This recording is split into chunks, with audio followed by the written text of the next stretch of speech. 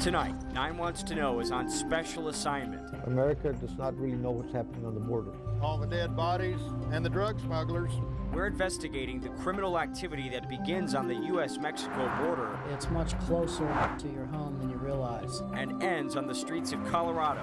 It's a vicious, vicious cycle, but what's happening there and what's happening here is very, very interconnected. Violence, drugs, and illegal immigrants who cross the border over and over again. How are you going to come back?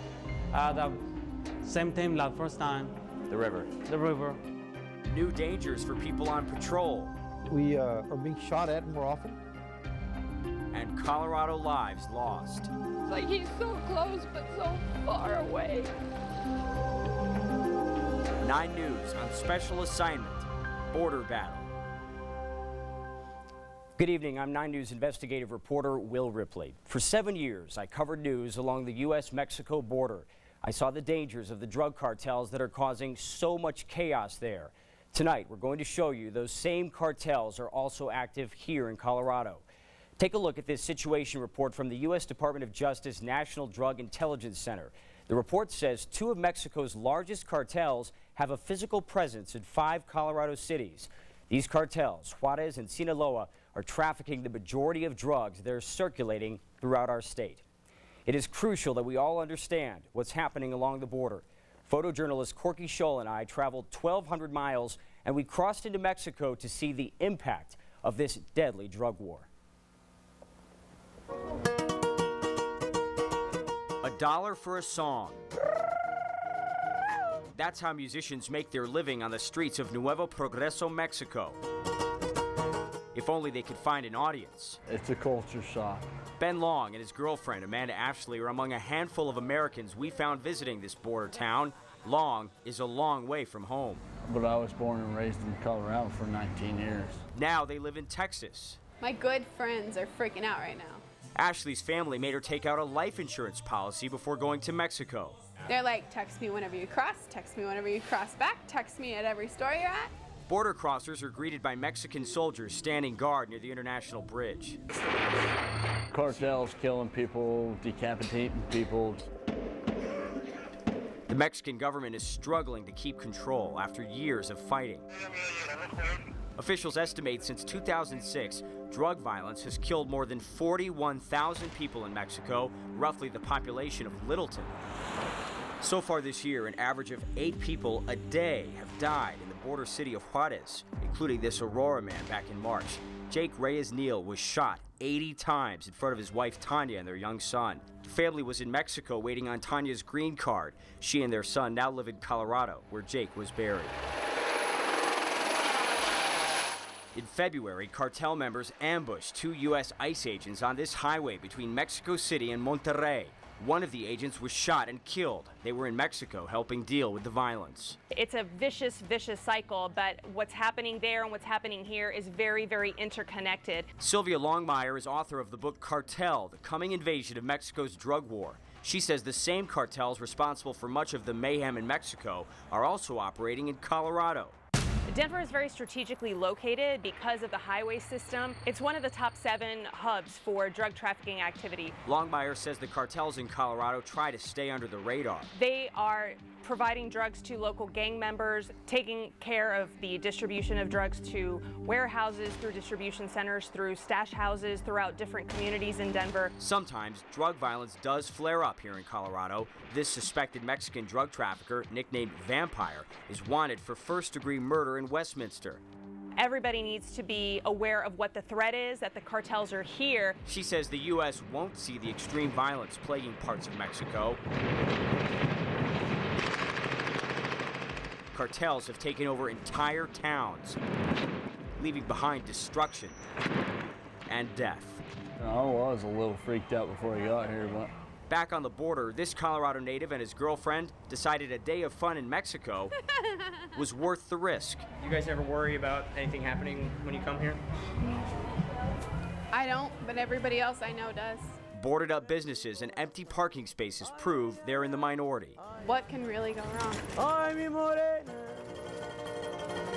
Until the tourists return, street musicians will have no one to play for but each other.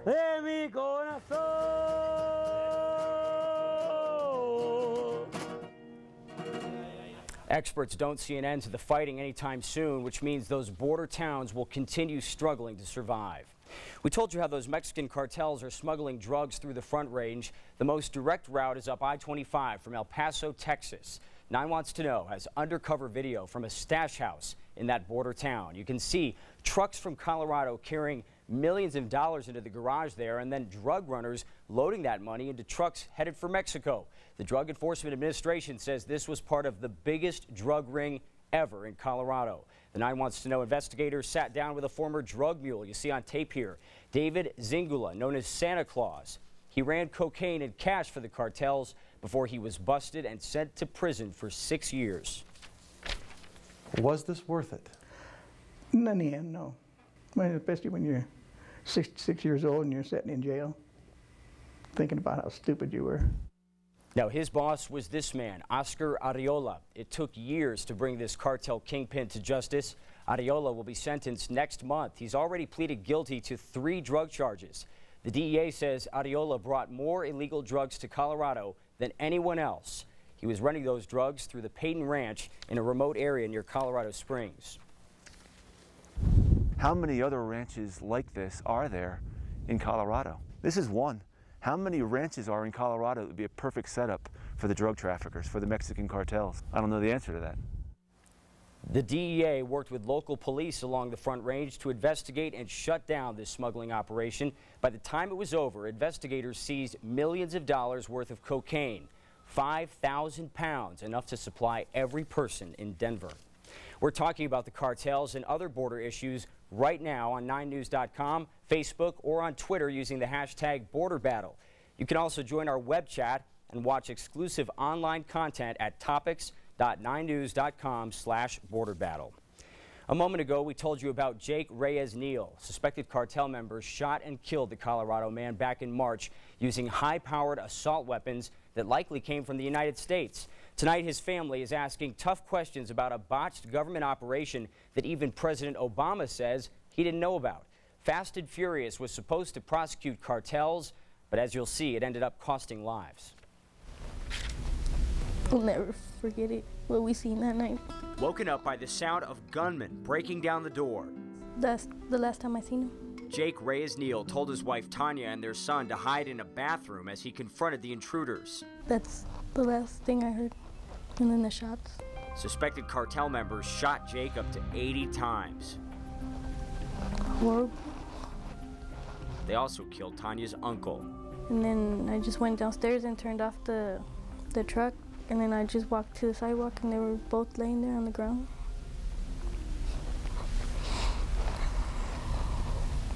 She tried to hide the eyes of their son, but it was too late. Anthony now has flashbacks. He cries because he misses his dad. He was very close to his dad, you know. Maria Neal is Jake's mother. But to lose your son in such a tragic way, you know? I mean, he just turned 21. Jake and Tanya married when they were 17. He was a U.S. citizen, she was not. My son wanted to do the right thing. He wanted to get her papers, do everything the right way. Tanya's green card application was denied because her parents brought her to Colorado illegally at age 7.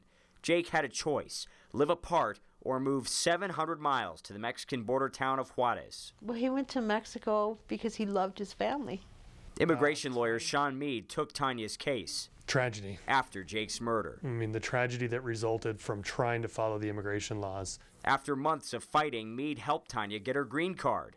She's back in Colorado, a widow at 21. It's so very hard to deal with.